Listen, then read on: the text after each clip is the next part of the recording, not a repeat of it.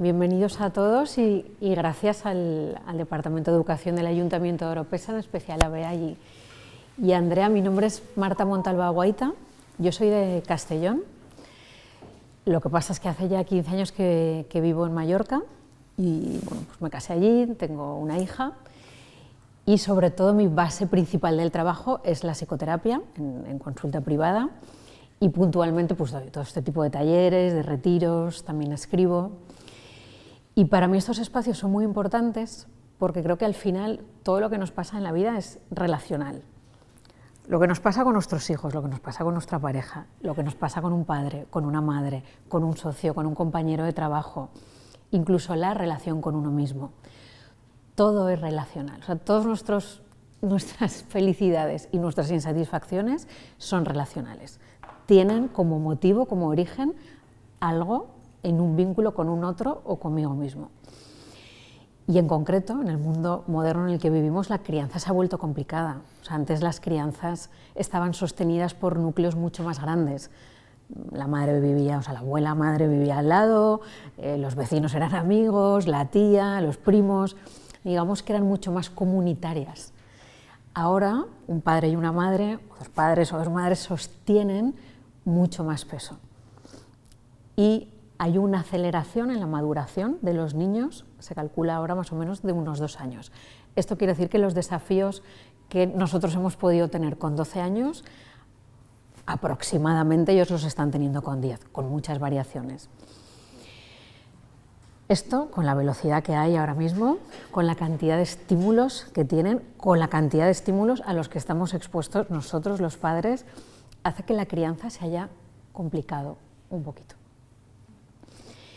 Y hay mucho interés ahora de los padres queriendo tener herramientas para poder acompañar a sus hijos mejor, porque ahora hay una dimensión también más emocional que antes no se consideraba tanto. Antes, al final, la necesidad era que los hijos estuvieran nutridos, que los hijos fueran al cole, que se les pudiera llevar a un médico, pero ahora en los padres, en una gran mayoría, hay una inquietud muy grande de poder acompañarlos de una manera más emocional en su desarrollo como seres humanos. Entonces, este es el primero de 6 talleres. Hoy va a ser poner un marco a todo lo que vamos a ir profundizando. A mí hay un aspecto que veréis que incido mucho, que es que me pasa a mí como padre y como madre. Cuando mi hijo tiene una rabieta, cuando yo estoy frustrada y no sé qué hacer con esto, cuando mi umbral de tolerancia ya es muy bajo porque es el final del día y estoy muy cansada, cuando no sé qué hacer con lo que le está pasando a mi hijo. Ahí está el verdadero aprendizaje en realidad, porque los hijos aprenden de lo que les decimos un poco. Los hijos aprenden sobre todo de lo que nos ven hacer. Entonces, si nuestros hijos nos ven regularnos a nosotros, o sea, saber cómo regular una emoción, no explotar, no gritar a la primera de cambio, si nos ven reparar quiere decir, ¿no? Si yo he gritado a mi hija, pero luego me tomo un momento para disculparme, para pedirle perdón, para explicarle. Si ella me ve hacer esto, ese es el verdadero aprendizaje. Ella va a modular eso que me ve hacer a mí, a su padre, en su entorno. Pero al final las figuras más importantes de referencia son los cuidadores principales, que generalmente son los padres, salvo casos excepcionales. Entonces yo voy a estar haciendo mucho hincapié en eso. Eso es lo que yo llamo una crianza inteligente / consciente, que es una palabra que está muy de moda y como está tan de moda y tan usada, pues yo la he cambiado por inteligente.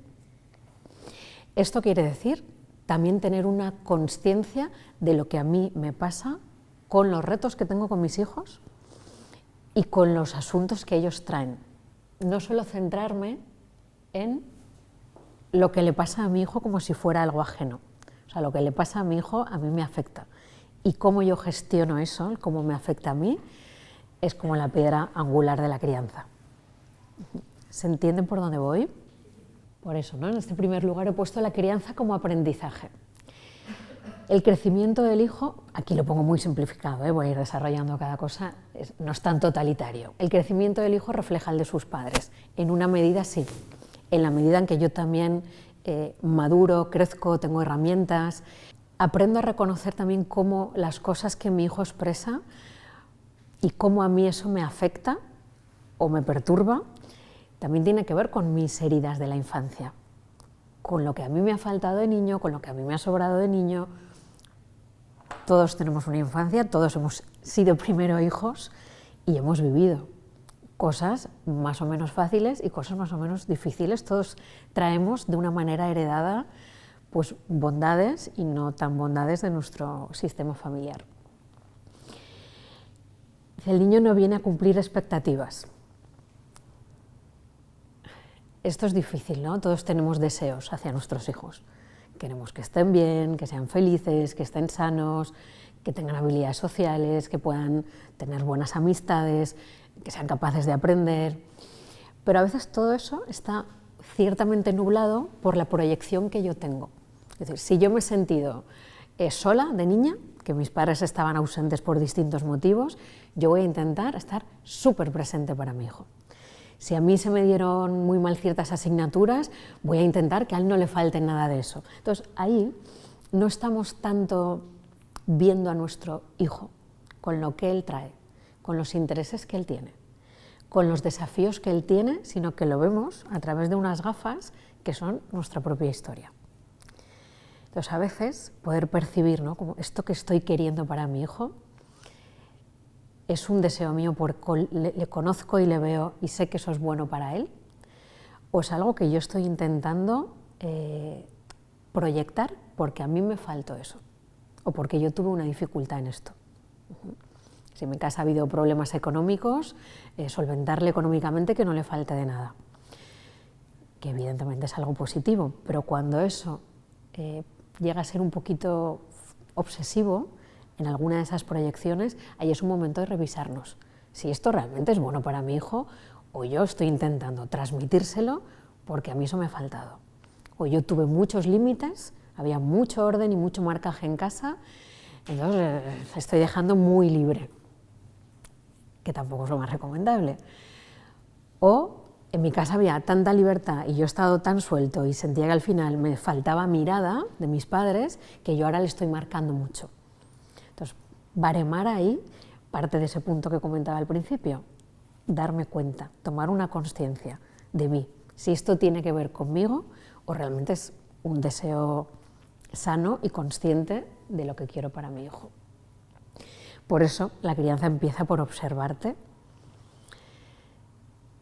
Hay muchos cursos de inteligencia emocional que están dirigidos para que los padres enseñen a los hijos habilidades emocionales, cuando los padres les están enseñando habilidades a los hijos que ellos no tienen, porque la realidad es que nosotros, todos los que estamos aquí, no venimos, a lo mejor algunos sí, y será una suerte, de un contexto donde en la escuela, en nuestros hogares, esa parte emocional ha estado bien gestionada.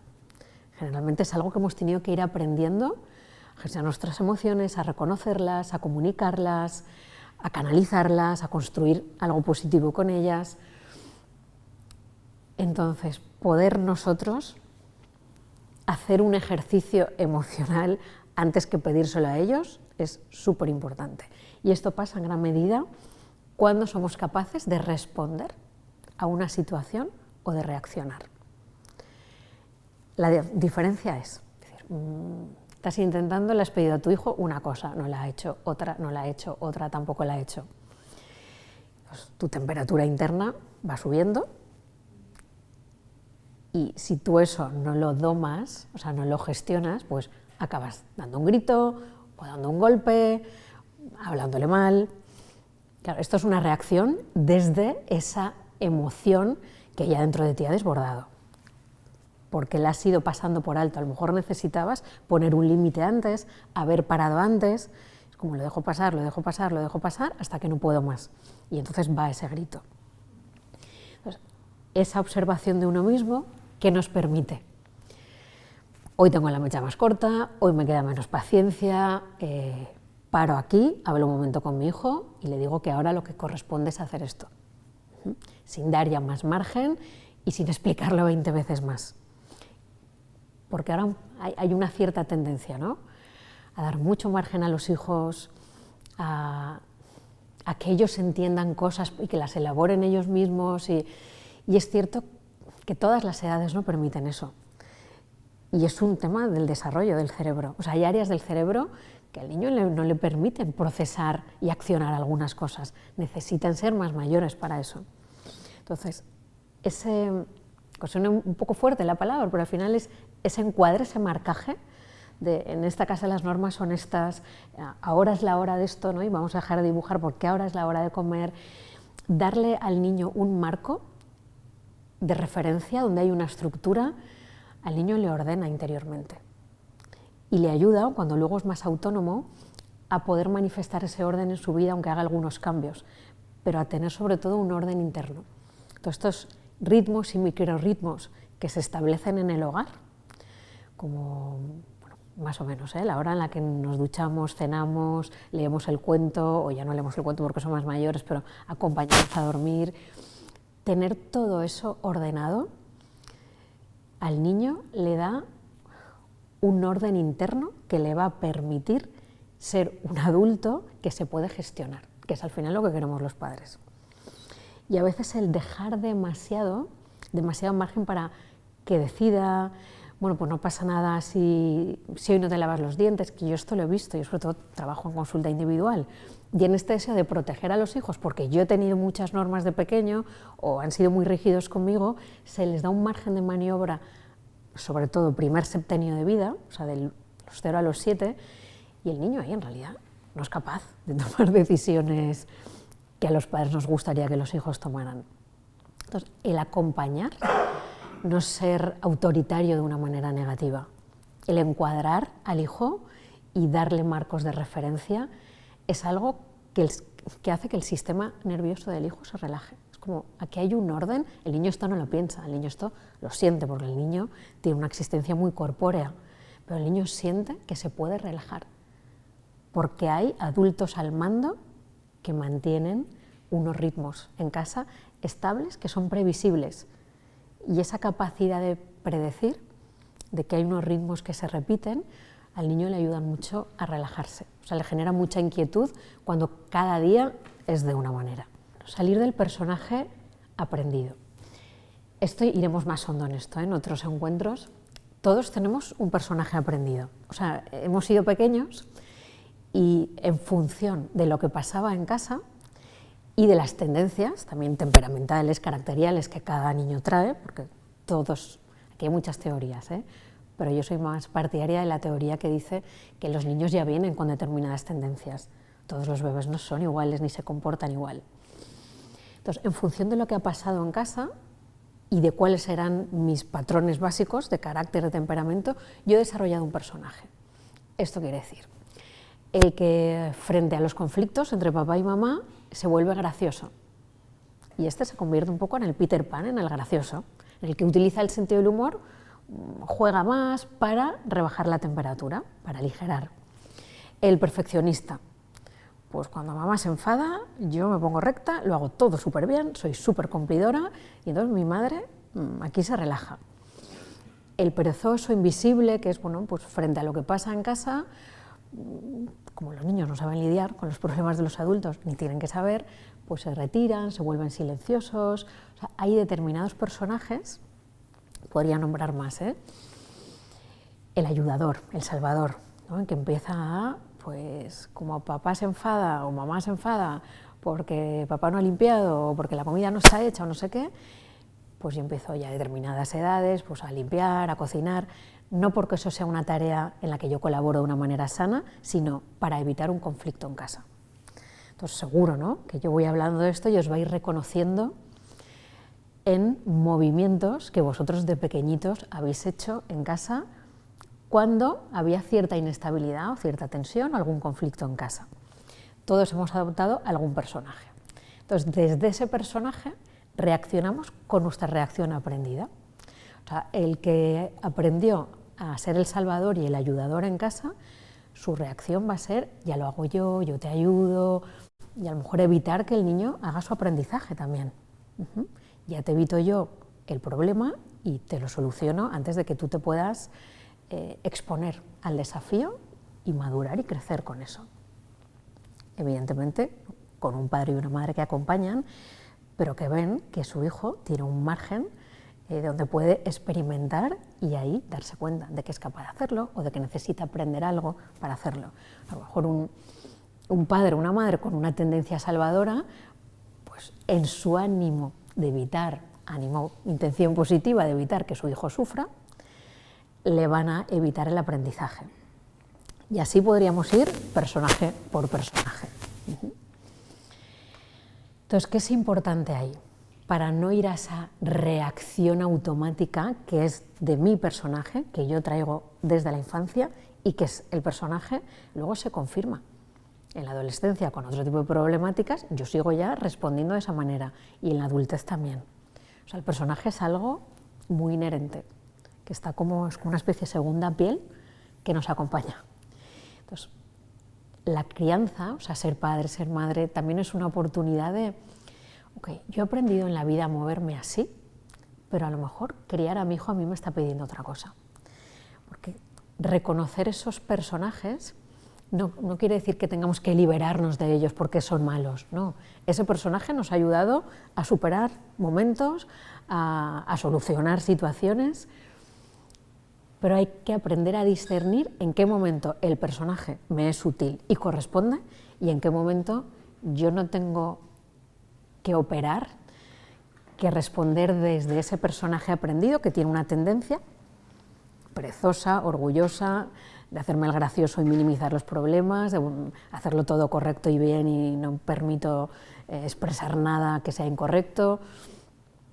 Si yo me quedo en el personaje, estoy todo el tiempo viviendo desde una reactividad y esa reactividad no es educar. Estoy en piloto automático guiando a mi hijo desde mi personaje. Entonces, otra vez, ¿no?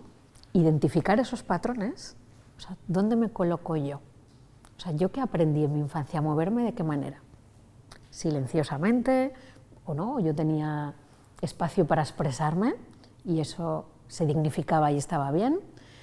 Empecé a ser muy exigente, muy ordenado, me tomo las cosas con mucha gracia y nada es importante, que eso se le llama, ¿no? Como el eterno Peter Pan. Que luego, y estos son muchas veces los graciosos del grupo, los que se mueven muy bien, pues en el sentido del humor, en la fiesta y tal, pero cuando hay un problema, pues allí está el problema, allá están ellos. O siento una tristeza, siento una emoción incómoda, pues este patrón del personaje gracioso pues va a buscar algo para distraerse e ir fuera, ¿no? No son capaces de sentir lo que sienten, porque nadie les acompañó a hacer eso en la infancia. Cuando vamos haciendo esto, el regalo es este, ¿no? Que puedo responder con consciencia. Que en lugar de ir en mi piloto automático, el otro día una mujer en consulta me decía, tiene una nieta ya, y me decía, es que, ahora más, ya no solo en la etapa de ser madre, sino ahora que soy abuela, me doy cuenta de lo que me cuesta parar. O sea, estoy todo el rato haciendo cosas y adelantándome. Mi hija necesita esto, mi nieto necesita esto, mi no sé qué, en la casa tengo que hacer esto. Claro, ella que venía de una madre que había criado sola a 7 hijos, teniendo un negocio, entonces, ¿qué ha visto en su casa hacer? Claro, a su madre le tocó hacer eso, pero a ella no, en realidad sus circunstancias son otras, podría no hacer eso. Pero es ese aprendizaje, ¿no? Vicario, donde yo repito lo que he visto.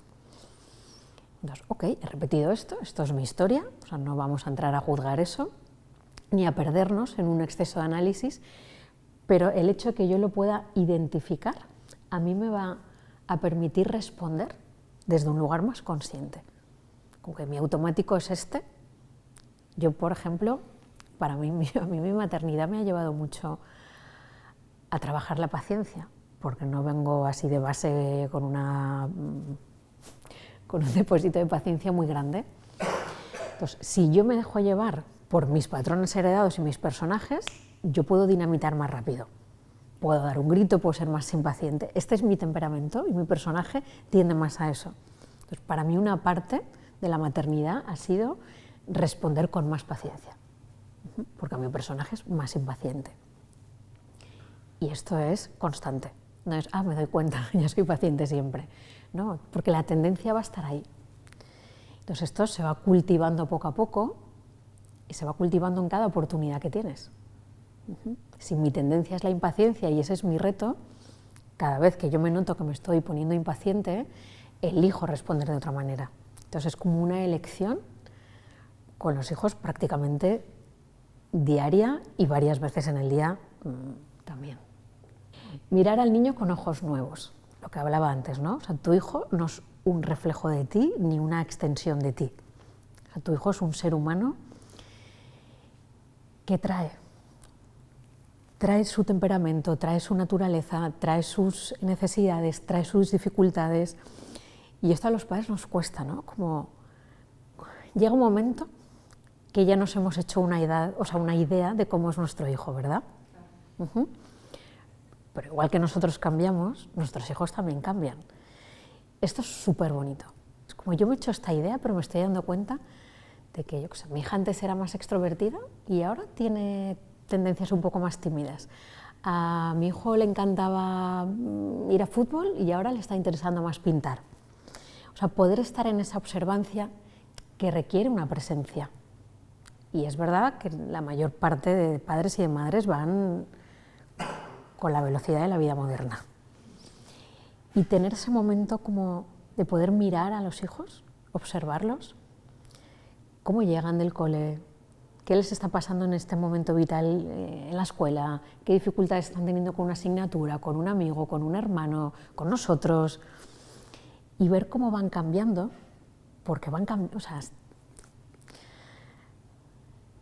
todas las etapas tienen sus cambios, pero nosotros, por ejemplo, a nuestras edades, nuestras bases ya son muy sólidas. Si cambiamos es casi por voluntad propia o porque tenemos un trauma y como reacción al trauma cambiamos. Una dificultad muy grande. Los niños evolutivamente cambian mucho y la etapa de los bebés, por ejemplo, eso se ve, o sea, de un mes a otro han cambiado. Luego eso se va volviendo un poquito más lento, pero siguen cambiando igualmente, ¿no? En el primer septenio de vida, en el segundo septenio de vida, en el tercero. A partir del tercero, que ya estamos como en los 21 hacia adelante, siguen habiendo muchos cambios madurativos, pero ya hay unas bases. Es como el árbol ya está crecido, se sostiene solo, sabe cómo alimentarse, sabe cómo funciona el mundo. Un niño, todo esto necesita ser acompañado. Entonces, poder mirar al hijo y acompañarlo en eso, estar dispuestos como, bueno, yo a mi hijo ya lo he definido así, pero a lo mejor me está expresando otra cosa. Está emergiendo en él algo nuevo. Eso ya es un regalo que los padres hacen al hijo, o sea, poder tener esta mirada tan afinada no es fácil y es verdad que cuanto más hijos hay, claro, más se reparte la mirada entre los hijos. O sea, lo que tiene una familia con 2 hijos, lo que los hijos reciben de mirada de los padres, por norma general, no es lo mismo una familia de 8, de 9, porque al final la energía y la mirada de unos padres es la que es. Luego tienen otras bendiciones, pues tienen más hermanos, comparten más, aprenden mucho a compartir, por ejemplo, más que un hijo único. Pero, en resumen, ver que tienen su propio ritmo y su propia personalidad, desconectarlos de esa proyección de la que hablaba al principio, lo que yo querría para mi hijo, lo que a mí me gustaría, lo que he visto al principio, pero que a lo mejor ahora ya no está tan confirmado. Estoy disponible para renovar esa mirada. Porque si yo esto lo observo, los hijos no tienen esa conciencia. Una niña de 4 años no te dice, es que cuando gritas yo me siento así y antes no me pasaba esto hace 2 años, pero ahora lo vivo de esta manera. Un niño no elabora de esa manera, a no ser que nos escuche mucho decirlo a nosotros. Pero si yo puedo nombrarlo, ahí le ayudo mucho al hijo, ¿no? Veía que antes esto te era fácil y ahora no tanto. O veía que antes esto te era muy difícil y ahora te está siendo más fácil. O veía que antes ibas con mucho gusto a manualidades y ahora vuelves muy cansado. Nombrar lo que ellos viven pero no pueden elaborar en su cabeza es una ayuda maravillosa. Porque ahí sí le ayuda al niño a elaborar lo que ellos no están pudiendo. O sea, orgánicamente lo viven en el cuerpo, pero ellos cognitivamente eso no lo pueden elaborar hasta que son más mayores. Entonces, cuando podemos mirarles y nombrar lo que vemos, eso a ellos les ayuda un montón. Y les ayuda también a ordenar ciertas pulsiones que viven internamente. O sea, a los 7 hay unos picos de maduración que los niños están muy revolucionados por dentro. Hay cambios hormonales, hay cambios de dentición, hay muchos cambios orgánicos que al niño le movilizan muchas energías internas. Eso ellos no dicen, esto es porque estoy teniendo ahora más testosterona y porque el cambio de la dentición, pero poder acompañarles, ¿no? Veo que estás más revolucionado, veo que tienes más energía, veo que te estás enfadando más, ¿te parece que? Y poder dar o acompañar eso ayuda mucho a los hijos. Eso nos ayuda mucho a veces a nosotros, ¿no? Que venga alguien y diga, jolín, pues veo que estás triste, veo que te ha pasado esto. O sea, si nos ayuda a nosotros, pues imaginad a un niño. Esta me encanta a mí. Conexión antes que corrección, ¿no? Dice Claudio Naranjo, que es un psiquiatra, ya fallecido. Claudio Naranjo decía, la palabra que más escuchan los niños de sus padres es no. Y eso es así, ¿no? Estamos todo el día, no hagas esto, no saltes así encima de la cama, bueno, no, de distintas maneras, acuérdate de lavarte las manos, no, ya te he dicho que ahora no es momento de hacer esto. Estamos así todo el día, ¿no? No esto, no esto, no esto, pero sí esto, estamos como dando órdenes. Entonces, a veces no tenemos tiempo, es cierto, pero a veces también evitamos un esfuerzo al no conectar antes de corregir. Conectar es un poco ponerse a la altura del niño. Y a veces incluso esto es físico, ¿no? Cuando somos mayores ya estamos más o menos a la misma altura, pero a veces si tu niño es así es agacharte, o aquí sí es un poco independiente de la edad, establecer un contacto físico. Esto ayuda a aterrizar al niño si está desbordado, como poder tocarlo y veo que ahora tienes muchas ganas de hacer esto, pero son las 7 y vamos a cenar. Poder hacer esa pequeña conexión, o sea, te miro a los ojos, te toco, si al niño le gusta, a veces hay niños que no les gusta mucho el contacto físico, entonces no pasa nada, miramos, pero no así, no desde la altura, sobre todo cuando son más pequeños, es poder agacharte y mirarle, y ahí al niño le es más fácil conectar y recibir eso que tú quieres decirle, que es esa corrección. Entonces, tomarnos este momento de conectar con ellos, de validar. Veo que ahora tienes ganas de jugar a otra cosa, veo que hoy ya estás muy cansado, lo que sea. Simple, ¿eh? O sea, con los niños no son Einstein. Mensajes cortos y simples para niños. Y desde ahí orientar. Bueno, ahora vamos a hacer esto, esto no se puede hacer ahora, pero que haya primero un momento de conexión. Y así vamos generando un vínculo. Bueno, así de todas las maneras que he explicado hasta ahora. Cuando los niños sienten que el vínculo es seguro con sus padres, ahí reconocen la autoridad en el padre. Todos queremos tener una autoridad positiva sobre nuestros hijos. O sea, la palabra autoridad a veces tiene muchas acepciones negativas, ¿no? Pues está muy vinculada al poder, a imponer. O sea, tener autoridad quiere decir tener la capacidad de liderar a los hijos. Porque hasta que ellos se lideran a sí mismos, de pequeños, es como el árbol que plantas y le pones un palito y lo cuidas un montón y luego llega un momento que quitas el palo y el árbol ya, con los elementos naturales, funciona. Esta autoridad, esta capacidad de liderar a nuestros hijos, es más fácil que ellos la reciban cuando sienten que nosotros somos un espacio seguro para ellos, que somos un lugar confiable, que no nos desbordamos a la primera de cambio, o sea, que nos podemos mantener sólidos, seguros frente a las dificultades, frente a sus rabietas, que cuando a nosotros también nos pasan cosas nuestras personales, no con ellos, nos ven que las regulamos, no hace falta explicárselo. Ellos lo observan todo el tiempo. Y prueba de esto es, tú estás hablando con alguien aquí, tus hijos están jugando por allá y luego en la noche te dicen, oye, ¿eso que le has dicho esta tarde? Y tú dices, pues estaban allí jugando. O sea, y tú te has fijado de que ellos estaban concentrados en lo suyo para poder hablar de esto y que no te escucharan, y lo han registrado todo. Yo recuerdo con mi sobrino, el mayor, esto hace pues como 14 años, yo lo había dejado con una pareja en ese momento y estaba en casa de mis padres en Castellón, pero vaya, o sea, ni estaba llorando ni había hablado de eso, o sea, estaba leyendo una revista en el sofá y él estaba viendo los dibujos, 2 años, y me dice, sin mirarme, él sí estaba viendo los dibujos, o sea, él estaba allí, yo estaba aquí, allí estaba la tele, me dice, tía Marta, ¿por qué estás triste? ¿Qué te pasa? Y fue como, o sea, no ha habido nada, no sabe nada, o sea, tienen, porque ellos realmente están como aterrizando en el mundo, ¿no? Sobre todo en ese primer septenio, o sea, están allí como empezando a vivir lo corpóreo, pero no es de dónde vienen. Y tienen mucha sensibilidad, entonces captan mucho lo que sucede en el entorno. Entonces, si ellos nos sienten regulados y sienten incluso frente a desafíos que no conocen que estamos viviendo y que no tienen por qué conocer, que somos capaces de gestionarlo, a ellos esto les da mucha seguridad.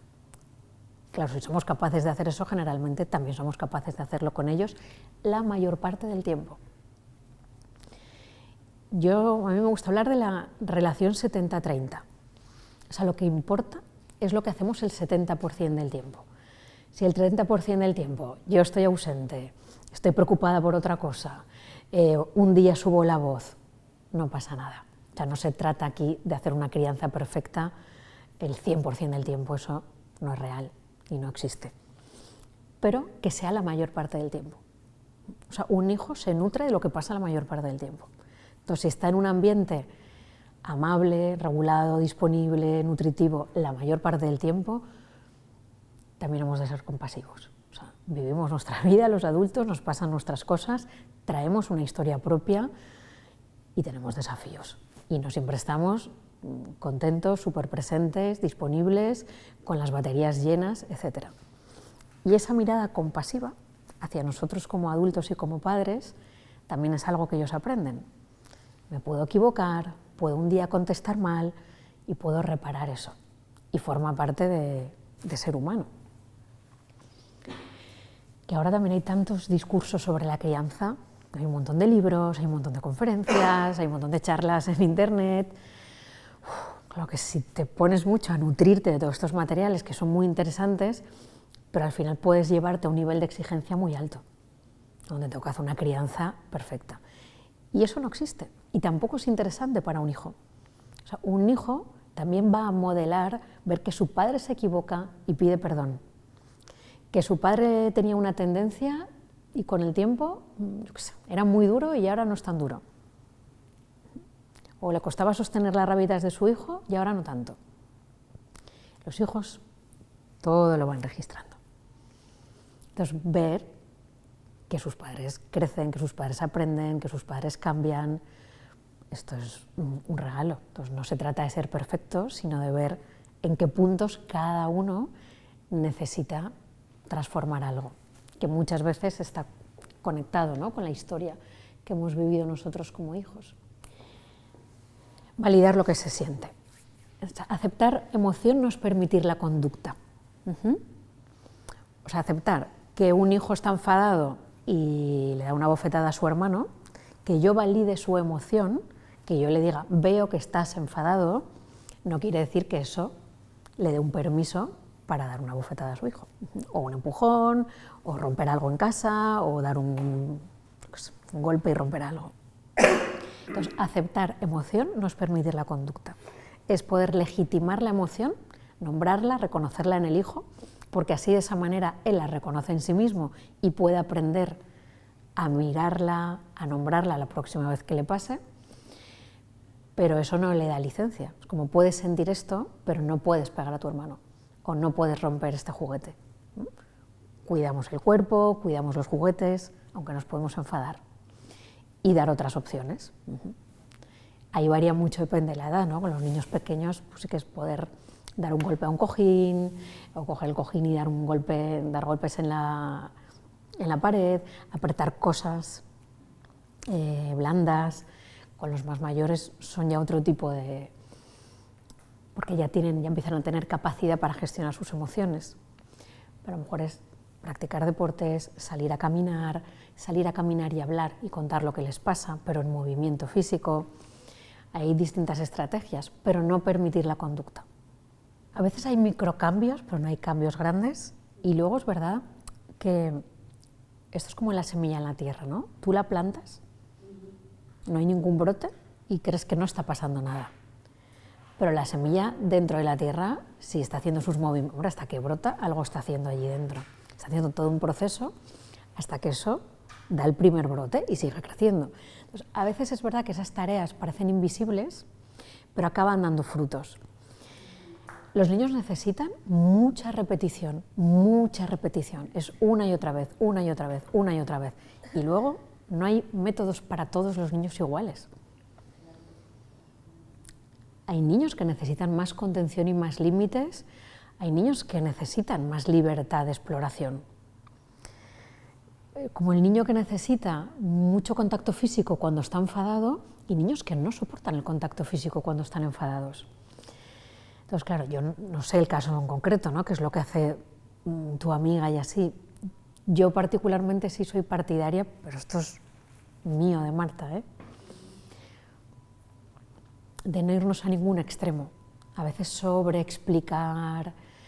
Los niños en la tercera frase, depende de la edad de esas niñas, lo desconozco, han desconectado. Ya no te están escuchando. Entonces, hechos. Vale, cariño, pues esto tal no sé qué, lo vamos a hacer de esta manera, ya está. O sea, si a nuestros 30, 40, 50 años no somos capaces de gestionar todas nuestras emociones, ¿qué le vas a pedir a una niña de 3? O sea, esta zona de aquí, la corteza prefrontal, esta es la que es capaz de la empatía, de regular emociones. Es un niño, no lo tiene desarrollado. No puedes esperar que regule sus emociones porque no puede orgánicamente hacerlo. Entonces, que en el restaurante no es el lugar, pues a lo mejor te sacas a tu hija y que tenga la rabita fuera hasta que se calme y evidentemente tú la puedes ayudar a calmarse.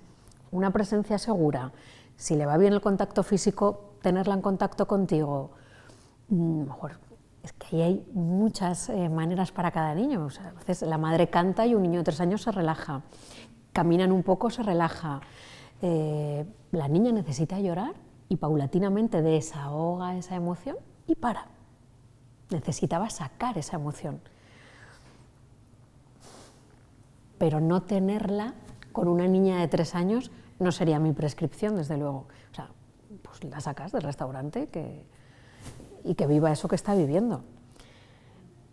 Claro, ahora queremos ir o sea, antiguamente las familias con hijos de 3 años no iban a los restaurantes. Mi mamá me miraba y yo decía, bueno, sí, ya terminé, ni siquiera empezado, pero ya terminé. Claro, era otra manera. Si ahora queremos dar espacio, ¿no?, a que puedan expresar, pasa también por expresar eso y que tú se lo puedas gestionar. Pero una niña de 3 años no, hombre, puede detenerlo por ese respeto barra, a lo mejor miedo, a la mirada de la madre y su reacción. Y todo eso reprimido no se expresa solo en el berrinche siguiente. Eso reprimido sigue reprimido en nosotros cuando somos adultos y de repente, yo qué sé, hay una adicción a la comida, hay un comportamiento compulsivo, hay una dificultad para dormir, que pueden ser por otras cosas, pero todo el material reprimido o se expresa con un síntoma, tengo dolor de espalda o tengo jaquecas.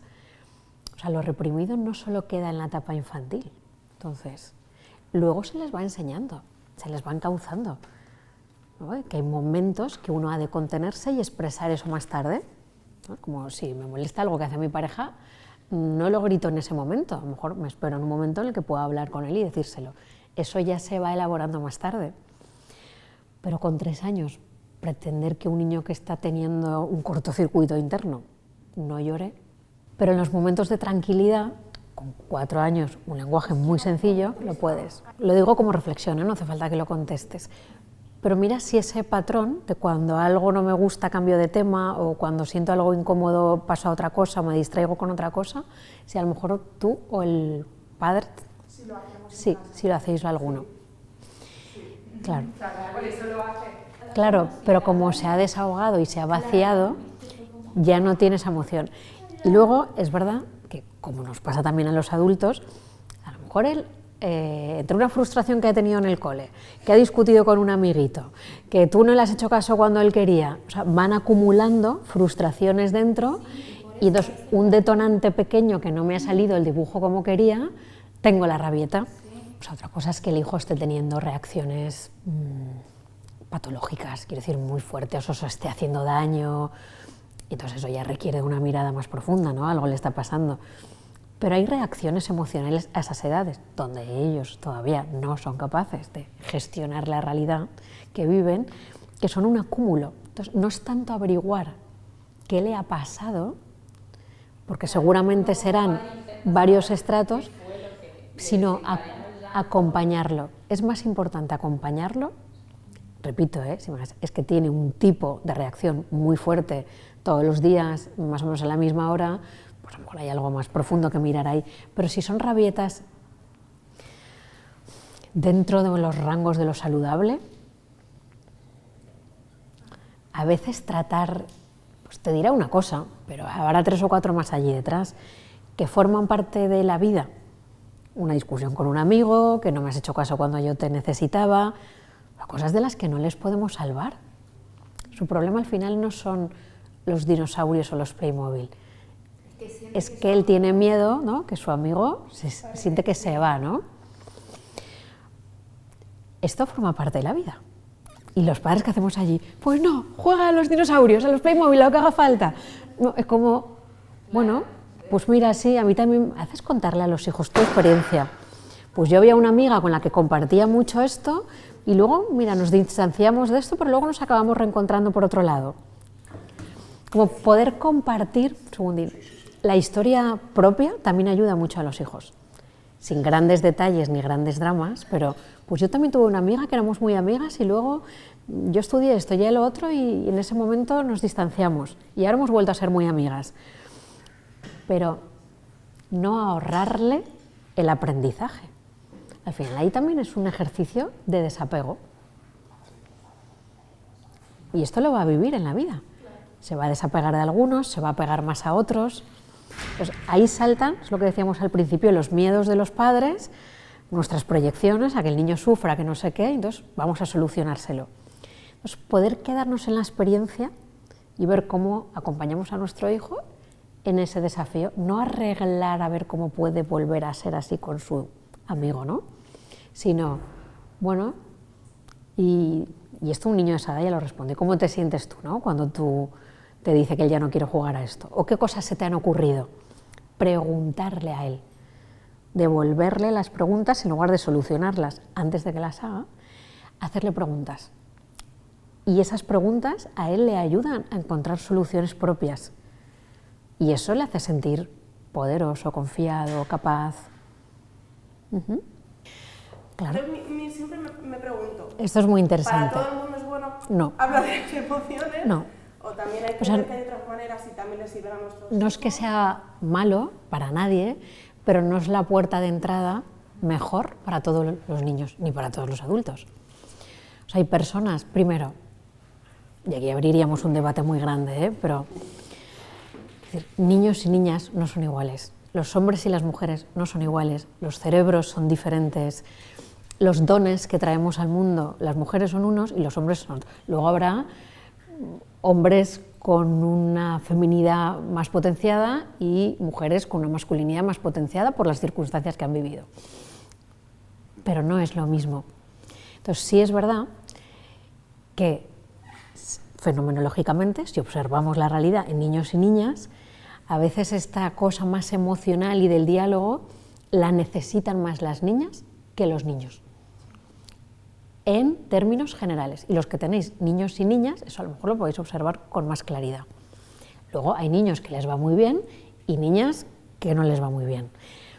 Y luego hay naturalezas. O sea, todos tenemos un nivel emocional y un nivel, o sea, un nivel mental y un nivel emocional. Pero hay personas cuya puerta de entrada es el pensamiento, es la mente, para llegar luego a lo que sienten. Y hay personas que el camino es al revés. Entonces, eso requiere claro, de conocer a nuestros hijos, de conocernos nosotros y de conocer a nuestros hijos. A lo mejor no es tanto qué siente, sino ¿y cómo ha sido para ti esta discusión que has tenido en el cole? No empezar con la cosa del manual de la inteligencia emocional.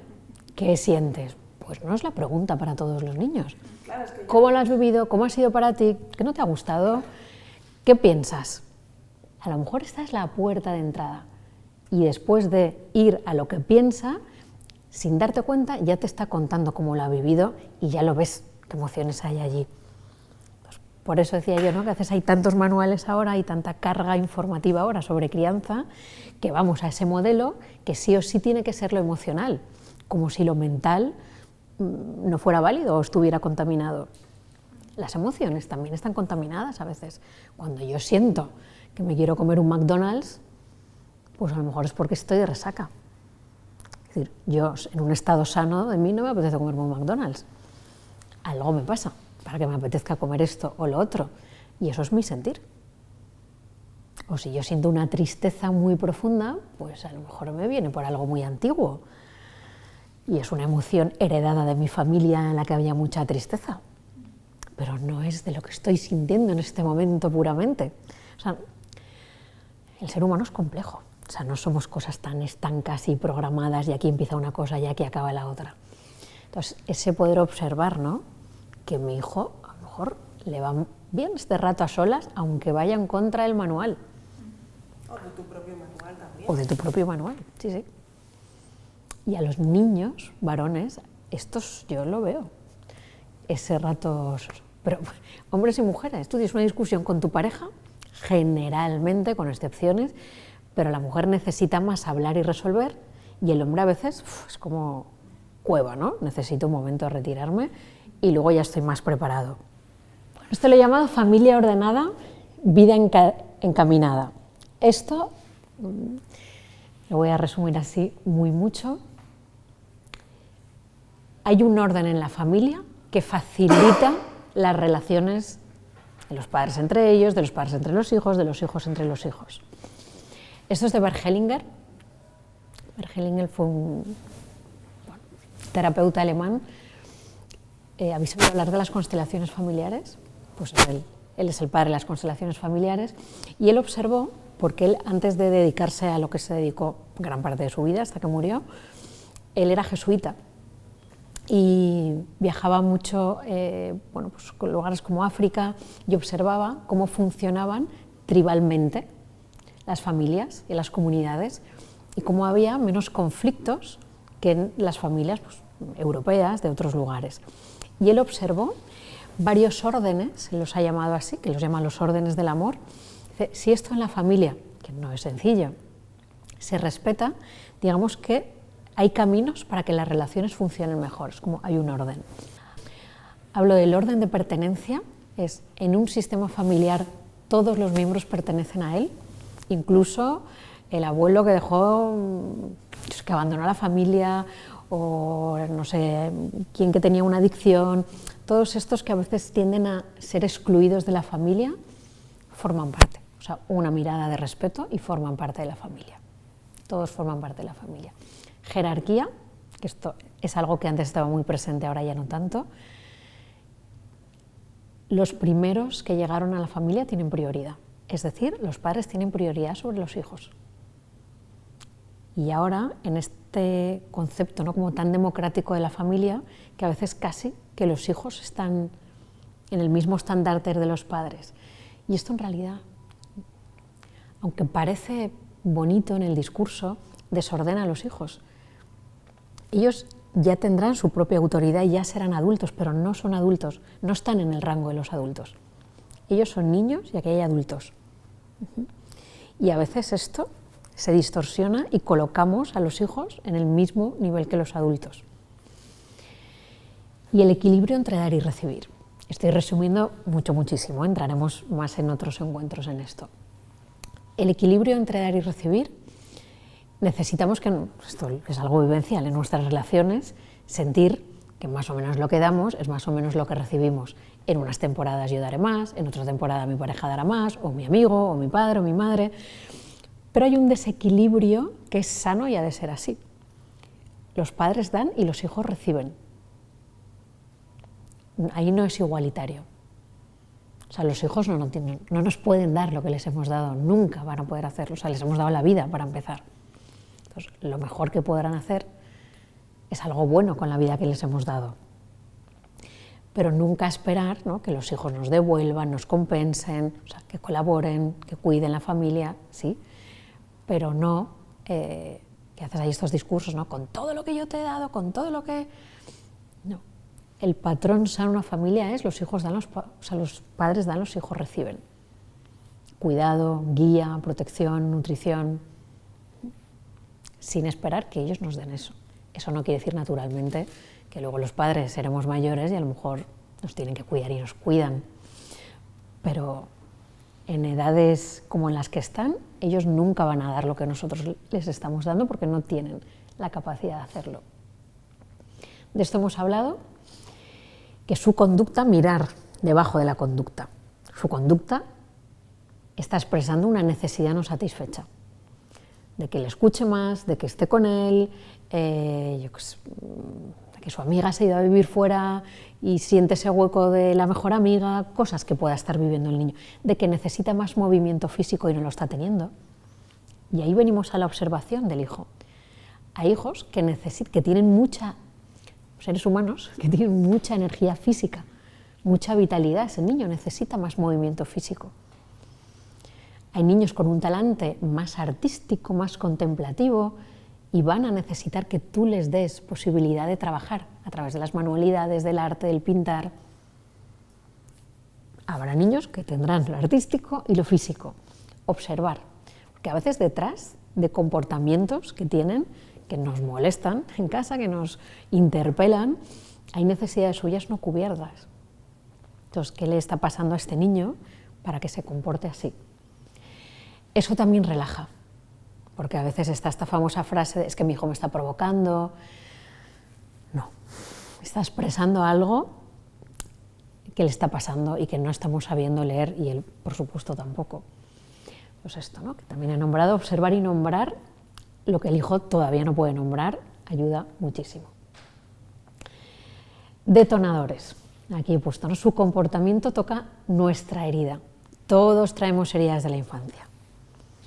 Ausencias de los padres, un padre que estuvo enfermo, un padre que se ausentó por trabajo, temas de salud mental en la familia, un embarazo fuera de la familia, un hijo fuera de la familia, temas, migraciones, pérdidas económicas. Ahí hay, bueno, pues la historia de cada familia, ¿no?, que mi padre trae la suya, mi madre la suya, y yo recibo todo eso. Y ahí yo he tenido mis heridas. Entonces, cuando las cosas me dinamitan mucho de mis hijos, ¿qué me está tocando a mí? No es todo de mi hijo que se está portando mal. A veces los hijos tocan cosas nuestras. ¿Ahí me entendéis? ¿Sabéis de qué estoy hablando? Ok, esto es muy importante. Y este sí es un gran trabajo interno a hacer. O sea, a veces hay madres que dicen, no, hay padres, jolín, ojalá me hubiera mirado, ¿no?, mis cosas propias antes de ser madre. O padre, no importa, lo puedes hacer en el ejercicio. Lo importante es que lo hagas cuando te des cuenta, ¿no? Ellos son espejos que nos muestran muchas cosas nuestras. Y repito, esto no es para ir hacia la perfección, pero sí hay cosas, ¿no?, que me están siendo incómodas con mis hijos, que están tocando mío, y yo cómo puedo digerir eso que se me ha quedado atascado en mi vida. O sea, tenemos cosas pendientes todos, que no hemos digerido, entonces, aunque sean del pasado, no descansan en el pasado, están vivas en nosotros, y a veces respondemos a los hijos desde ahí.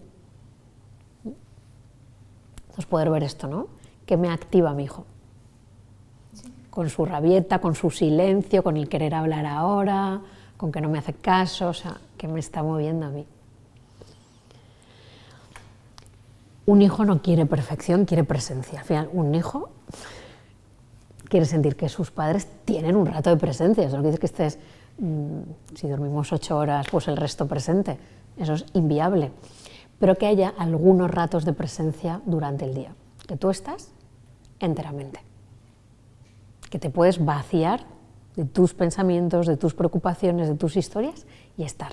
O sea, esto, que a veces buscamos cosas muy complicadas en la crianza y a veces se trata de cosas muy simples que nos cuestan, pero son sencillas en el fondo, que es estar para ellos. Y tú lo notas cuando estás. De verdad, se abren otros espacios, te cuentan otras cosas, se relajan, o sea, florecen. Los hijos florecen con eso. Pero la conexión emocional y el rol protector y guía de los padres son fundamentales para una autoestima y una seguridad saludables. Cuando hablamos de disciplina, que habrá un módulo de disciplina, de límites.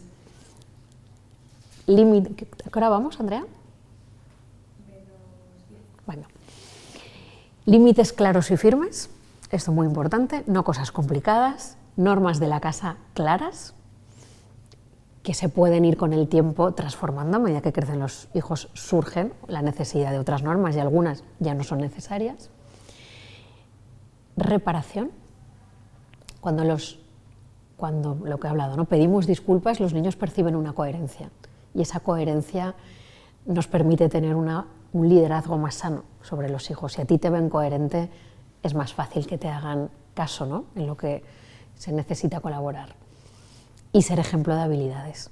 O sea, lo que tú le pides a tu hijo, y esto lo diría como eslogan, tienes que ser capaz de ofrecerlo tú. A veces pedimos a los hijos cosas que ni siquiera nosotros estamos haciendo. Entonces, esto es súper importante. Y la coherencia es salud mental para un hijo.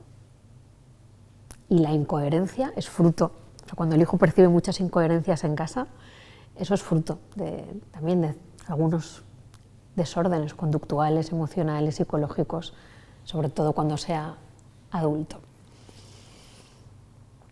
Ser predictibles, somos confiables cuando somos predictibles y responsables o cuando nuestros hijos más o menos nos perciben estables y saben cómo nos vamos a ir comportando. Si queréis esto lo puedo pasar, ¿eh? Y con esto ya voy a terminar. Esta necesidad del norte interno, además de las normas en casa, lo que se puede hacer, lo que no, ¿qué valores ven nuestros hijos en casa? Y aquí entraremos en otra dimensión que exploraremos más en otro encuentro, que también es qué base espiritual hay en la familia. Y aquí no hablo únicamente de una fe religiosa, que si la hay es estupendo, pero a veces no hay esa fe religiosa, pero hay otra conexión con esa inteligencia más grande. Es decir, cómo la familia también se vincula, y aquí abriremos otro tema, a esa inteligencia más grande que forma parte de la existencia, porque eso también da un sentido y un propósito al ser humano y a la familia. Y esto es un estrato que últimamente en crianza se contempla muy poco, pero la verdad es que igual que tenemos una dimensión física, una dimensión emocional, una dimensión mental, tenemos una dimensión espiritual. Y se puede transitar y vivir de distintas maneras, hay muchos caminos, pero de qué manera conectamos como familia con esa inteligencia más grande. Es decir, pues agradecemos a lo mejor los alimentos que tenemos sobre la mesa, agradecemos que tenemos salud. ¿Cómo lo hacemos?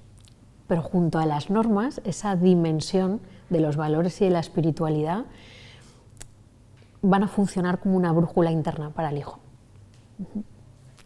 Esto en las personas, pongo este ejemplo porque es el más claro, pero en las personas que tienen una fe muy clara, eso se ve. Y de hecho hay una parte, ¿no?, de vacío existencial desde que la religión ha dejado de formar parte en la vida del ser humano. Y no hablo aquí de una religión en concreto, sino de que esa dimensión espiritual estaba nutrida y ahora en gran medida no lo está. Y ahí también es una carencia que tenemos como padres, porque es un sostén en el que muchos ya no se apoyan. Y por eso hay también tanta tendencia a la meditación, el buscar esos espacios donde yo me nutro espiritualmente. Y eso es importante también, que ir incorporándolo, iremos hablando de esto. O sea, cuando los niños conviven con distintos idiomas, les puede llevar, es como la semilla bajo la tierra. Su cerebro está organizándose con esos dos idiomas Y llegará un momento, el día menos esperado, que de repente hará ¡vrum! Y empezará a hablar en los dos idiomas.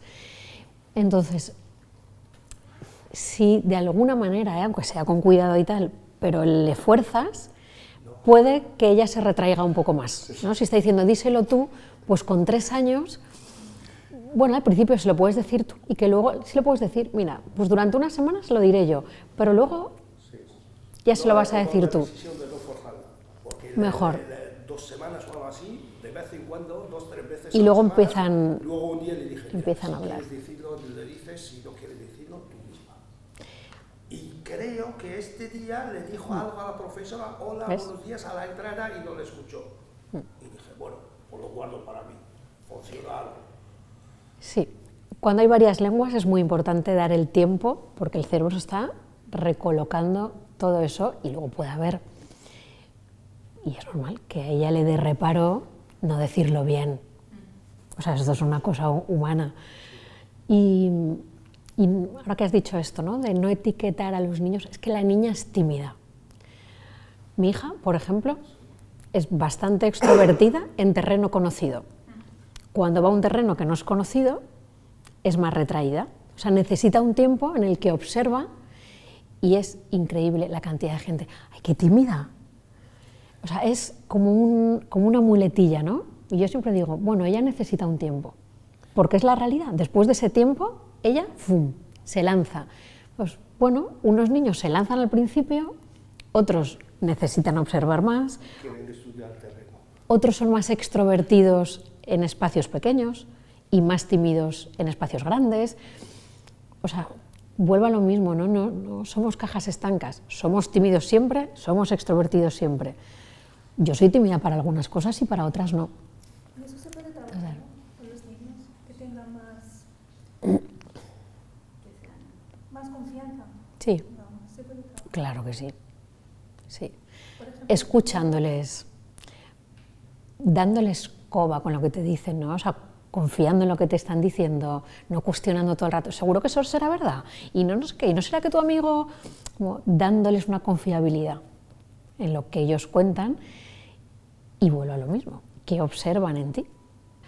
Claro, los roles, lo que pasa entre los hermanos, que adoptan roles entre ellos, luego en otros grupos serán distintos, pero entre ellos dos ya asumen posiciones. Uno es el más lanzado, otro menos. Uno el que arrastra, el otro el que le sigue. Esos roles, esos son difíciles de cambiar. Sí. Y se ayudarán de estas maneras, pues lo que a uno le cuesta más, el otro ayuda, y luego en otra cosa se compensan. Otra cosa es una timidez patológica de un niño que no dice nada, dentro de casa ni fuera de casa, eso ya es otra cosa. Pero hay tiempos que si los respetamos, el niño florece. Nos vemos a la próxima. Pues un gusto. Gracias. Muchas gracias.